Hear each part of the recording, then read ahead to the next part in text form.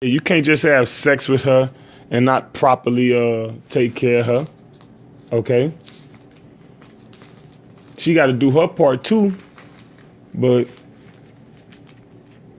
the husband do as well. This is Deuteronomy 23:17. There shall be no whore of the daughters of Israel, nor a sodomite of the sons of Israel. So the men of our nation are not supposed to be homosexuals, and the women of our nation are not supposed to be whores. When a woman know more than one man, she is a whore. The only way a woman is the Bible say a woman is bound to a man so as to her husband so as long as he liveth. So it's not supposed to be 3, 4, 5, 6, 7, 30 different guys that a woman has known sexually, okay, and they all around the same time. You're supposed to be with one man your whole life unless your husband died. But dealing with this case in Deuteronomy 22:13, if a man take a wife and go into her and hate her and give occasional speech against her, this is a man wickedly having sex with her, just trying to get the sex out of her, took the woman virginity, and that's it. You don't take care of it. See, no, the Bible is specific. The Lord is specific about certain things. All right, about everything. So like you. Verse 17, and lo, he hath given occasions of speech against her, saying, I found not thy daughter a maid, and yet these are the tokens of my daughter's virginity, and they shall spread the cloth before the elders of the city, and the elders of that city shall take that man and chastise him. Yeah. And they shall immerse him in 100 shekels of silver and give them unto the father of the damsel, because he hath brought up an evil name upon a virgin of Israel. And she shall be his wife. He may not put her away all his days. See? Verse 20. But if this thing be true, so this the punishment. Let's say he married this woman and she wasn't a virgin. So let's say if it's true. It said, but if this thing be true and the tokens of virginity be not found for the damsel, then they shall bring out the damsel to the door of her father's house, and the men of her city shall stone her with stones that she die, because she had wrought folly in Israel to play the whore in her father's house. So shalt thou put away evil away. So shalt thou put evil away from among you. Now verse 22. Say, if a man be found lying with a woman married to a husband, then they shall both of them die. Both the man that lay with the woman and the woman. So shalt thou put away evil from Israel. So that's adultery. So if a man has sex with a woman that got a man, then they both shall die. All right. If the man knew the woman had a man, because in this day and age, women got the liberty and the freedom to lie. Okay. It says they'll lie and say they don't have a man. You know. It says Salakia. Verse 23, if a damsel that is a virgin be betrothed unto a husband, and a man find her in the city and lie with her, then ye shall bring them both out into the gate of that city, and ye shall stone them with stones that they die. The damsel, because she cried not, being in the city, and the man, because he had humbled his neighbor's wife. So thou shalt put away evil from among you. So yeah, it says, if thou shalt find a damsel that is betrothed. So a woman betrothed mean engaged. So she engaged meaning she promised to a man already. Because in the days of Israel, the father gave away the daughter, you know, which is rightfully so. So if the father say, and another young man got an agreement like, yeah, I'm gonna give you my daughter, etc. And another man have sex with that woman, and she don't disagree, she allow it, then they both be put to death. That's why I say, verse 24, then ye shall bring them both out unto the gate of that city, and ye shall stone them with stones that they die. The damsel, because she cried not. Yeah, because that's not how it was supposed to go. That when your father wishes.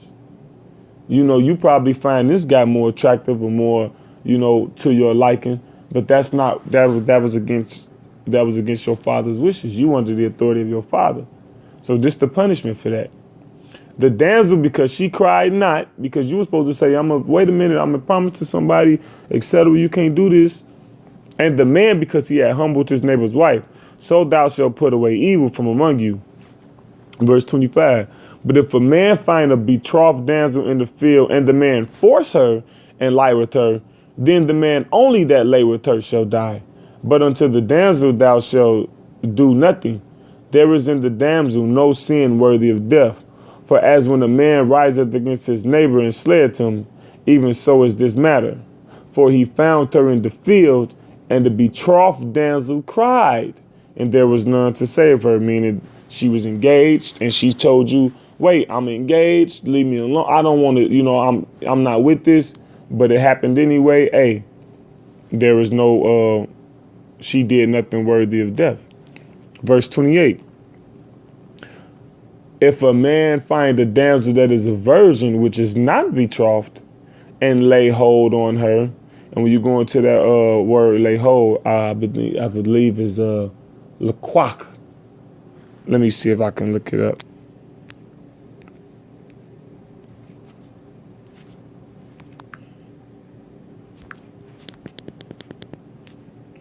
Anyway, when you're going, it means to fetch, to catch, to seize. Okay, we'll go into it later. But it says, if a man find a damsel that is a virgin, which is not betrothed, meaning she not engaged, and she a virgin, and lay hold on her and lie with her, and they be found, then the man that lay with her shall give unto the damsel's father 50 shekels of silver, and she shall be his wife, because he had humbled her. He may not put her away all his days. See, so basically, and then like I said, when you go into that word lay hold, meaning it means arrest, to grab, to catch, to seize, to capture, meaning he didn't ask her to have sex. Okay, he did not spit game unto her to have sex. People use that scripture and say, people read that scripture because they think the Lord and the Bible is not realistic. Okay, they think the Bible doesn't deal with matters and situations that we deal with today. So when they speak on it, they can't understand how the Bible will have knowledge pertaining to incidents that they don't even understand. You got people all mentally messed up years and years and years from being raped and not knowing how to feel, because they'll feel some type of attachment to the man that raped them. They'll feel some type of love towards the man that raped them, but because society doesn't understand the issue, they be all mentally messed up over it. But anyway, this is the scripture on that, because people try to say, or someone try to say this is spitting game. No, the scriptures have there's a scripture on spitting game, so to speak, to a woman. This is Exodus 22, verse 16. It says, if a man entice a maid that is not in betrothed and lie with her, he shall surely endow her to be his wife. All right. So, hey, if a man entice, what's that word entice? Patha. To be spacious, be open, be wide. To be spacious, open, wide. To be simple, entice, to deceive, to persuade. To be open-minded, be simple, be naive, be enticed, be deceived. So if you spit game to her, if you persuade her, because she's naive, if you persuade her to have sex with her, then what? And she's not betrothed, she's not engaged, and you have sex and lie with her, he shall surely endow her to be his wife. So you shall make her your wife. Okay? To obtain or acquire by paying mahar, by paying purchase of price. So you shall surely give up those 50 shekels. So that's the spit in the game scripture on that. This particular scripture is talking about a situation where he wanted that woman and he took that woman. Okay? Now here's the scripture on that. Okay? And we'll end it with that. This is Judges, because this actually occurred in the scriptures. All right? This is Judges, chapter 21, verse starting at hold